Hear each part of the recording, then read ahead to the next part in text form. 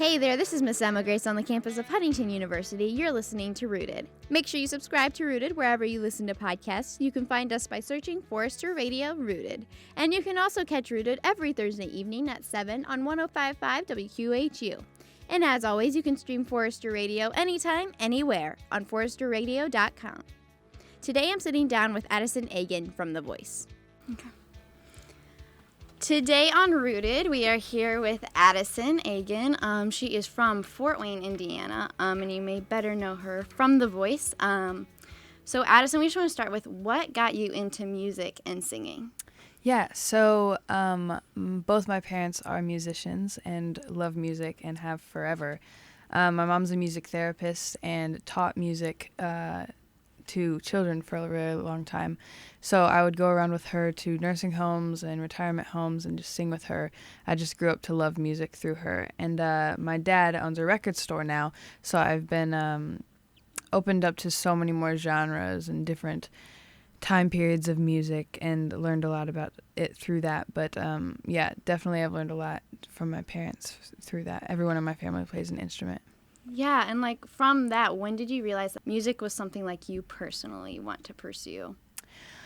It had always been at least a hobby of mine, but I didn't realize that it could be an actual career that wasn't just a dream till I started making my album that I made when I was 13.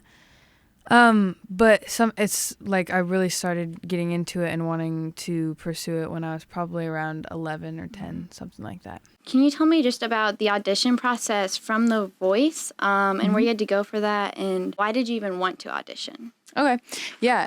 So being on The Voice had always been a dream of mine, but it wasn't something that I probably would have pursued on my own. It wasn't something that I probably would have gone out and just chose to do.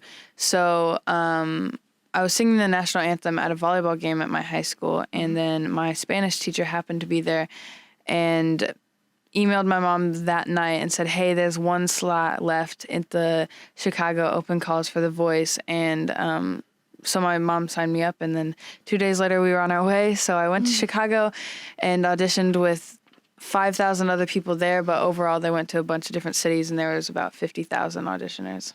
That had to be an incredible feeling. Oh, yeah. Once you got in it, and just from that, even from the responses from the coaches, and then even to go on the responses from America probably felt really overwhelming. What did that feel like? Yeah, so you never know. They warn you so many times about, well, there could be a lot of haters for you, or everyone's going to love you. It's either or. Just some people are drawn to certain people. And so you really have no clue what people are going to think about you. And I remember the night that my blind audition was going to be aired on TV, it was just the most nerve-wracking thing. More nervous than actually doing that in real life, because you don't know if that's going to be shown on TV. And you're like, okay, these four huge superstars are going to forget about me eventually if this is awful or anything like that. Yeah. So that process isn't even that nerve-wracking. But showing that to, I think, 18 million or 15 million people were watching that episode. So it's extremely nerve-wracking, but so there's a lot of prayer behind the scenes just not to freak out. But luckily there wasn't a lot of haters that came for me, but there were a lot for a few friends of mine on the show. And it's a struggle to see anybody go through that, seeing that there's so many people coming after this real person, and they don't even realize they're real. So much hate is put out there for zero cause and zero reason, not realizing that it's a real person that's going to be able to read that message or feel what you're saying. So it took a lot to go through. Yeah, and I would say even like adding on to that, your social media obviously has blown up through that. How has how you use your social media changed, and how have you learned how to respond to the people that maybe aren't so loving towards you? Yeah. So at first, I really wanted to message every single person back and get to everybody, and I thought it was going to be like that forever. But I think after a certain point, you realize that there's no way you can actually message that many people back, having that many conversations. You'll just be like overblown and just overwhelmed with everything. So that took a little bit of realization, because I was so stressed with I was like, I have 7,000 more messages to go. And I was just like, I'm not going to make it. So realizing that you don't really have to get to everybody, but making sure you share the love with a certain amount of people so that they know that you're responding and wanting to catch up with your fans and stay connected, just that it's literally impossible to message every single person back. But the way that I post on Instagram or any social media hasn't really changed, just because people like to see the real me and nothing plastic like what you see in huge pop stars and anything like that. I don't want to come off as some plastic Barbie doll, so I just, try to keep it as real as possible and natural. Yeah, for sure. And at the end of The Voice, you came in second. Were you disappointed, or how did you feel in that process? Because you had made it that far in The Voice in the first place, but to get second, how did that just feel? Actually, that's, at least for me and for most people, that's the dream spot to come in, not even to win, just because there's so many contracts and so much to just deal with after winning. And so many things that you are binded to and are you are forced to do so many things for so much longer that it's like not even a reward other than that you get glitter to fall down on you on the stage. But other than that, it's not really that much more. So that was like the dream spot for me. So I was beyond happy. And I figured that I would, once I knew I was in the top 4, I figured I wouldn't win, but I would obviously, even if I were to come in 4th that night, there's no negative to that. That's totally fine by me. But, so yeah, second was the dream spot, and I'm totally okay with that. And Adam was all for it, and he figured that it would be just as great of a success story either way.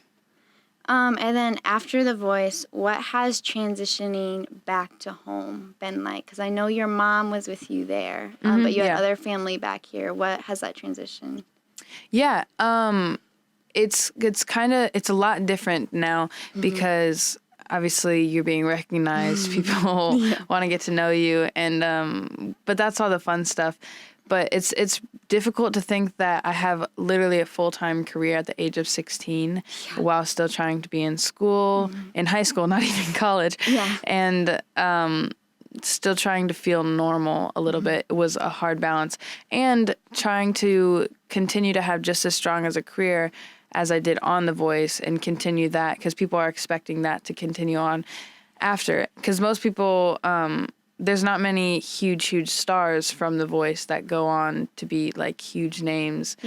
So I wanted, everyone's just like, where do they go? Do they die off or what happens?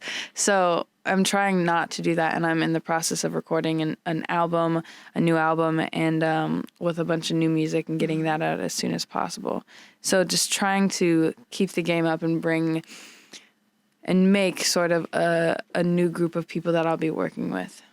Yeah, so as far as school goes, what does that look like for you now? Yeah, so I do online school now. Okay. Just because I kind of have to make my own time schedules for everything, because I'm all over the place. But so yeah, I have just a few classes online, and that's how I'll probably be till I graduate. Yeah, that's really cool. And so starting to go more into your faith and what that's looked like through this whole process. After your blind audition and the spotlight turned on you, how did your perspective of God and even like life change? Yeah, it's like a whole different world because there's so many more people than you even expect. There's so many new faces and everything like that. But one thing that really helped a lot was that all the other contestants on the show, everyone behind the scenes, if they weren't already worship leaders, they were some sort of believer and they had a faith. Wow. So it's extremely rare to have that in a competition, if you want to call it that. It doesn't feel like a competition if you're surrounded by like-minded people. So that really helped and kind of kept a level head. And my faith definitely grew on that journey, knowing that none of this would even have happened without God in the way he's working in my life.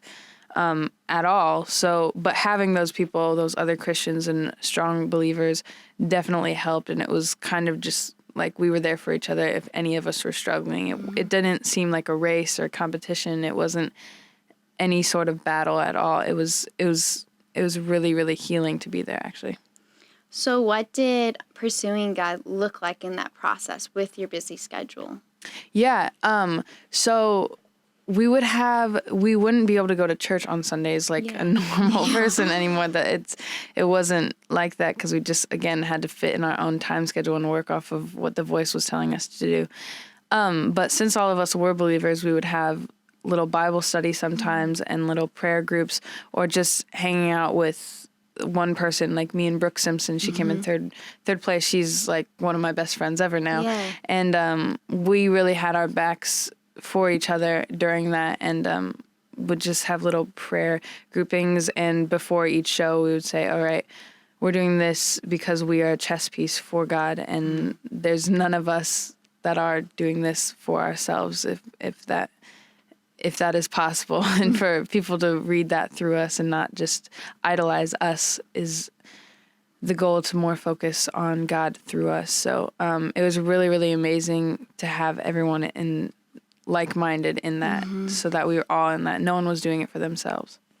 Yeah. So what was it like working with Miley Cyrus and more so Adam Levine, who are very popular in the secular industry? Yeah, they're both extremely famous. Yeah. And they both have different takes on the way they coach and the way they think of music. Miley is very about presentation and about how you look, and even though she seems to not care, and she kind of thinks fashion is a joke and will just go out and whatever, and she loves the reactions of people thinking that she looks dumb or anything, like she loves that. So she kind of wants the people on her team to kind of go along with that and just be bold with what they look like and what they wear. But Adam, he does not care at all what you look like, what you're wearing, how you act. Like, none of that. He really, really doesn't care. It's just focus on the music and who you are as a person, and that's it. Like, you can be so simple. There's a song, Lucky. I literally wore jeans and a T-shirt, and it's crazy that you have to choose your own battles to fight, but that was so important for people to see that I'm just normal. I was wearing the jeans that I'm wearing right now, and crazy that you'd think that would be harder to make that look possible than like this huge extravagant thing. But Adam was so down to earth and simple that it was all about what I was doing vocally and the meanings of the songs. I loved working with him so much, and I fit much better with him than I did with Miley. Miley's fantastic and hilarious. But I guess it's the coach you have really is actually important. It's super important that you pick the right one, and I didn't even realize that at first. Yeah, and with Adam helping you kind of focus in more on your music, did you discover that you want to be more of a Christian artist or a Christian that is an artist? Yeah, I think there's a good mix of both, because you can be a Christian artist with whatever genre you are doing. And I think there's a way to show God in every song that you sing, no matter what genre or anything like that. So with the music I'm writing, it's normally about the stories that I'm living in my life, and God has always been a part of that. So without even trying, I kind of am a Christian artist because it just comes off in my music, which is perfect for me. I'm all for that. So I'm kind of like a balance in between, because I play at Christian shows and then I play outside of Christian shows, which I love, because the people that don't go to the Christian shows are the ones that need to hear it the most. So I like having the balance of both, not really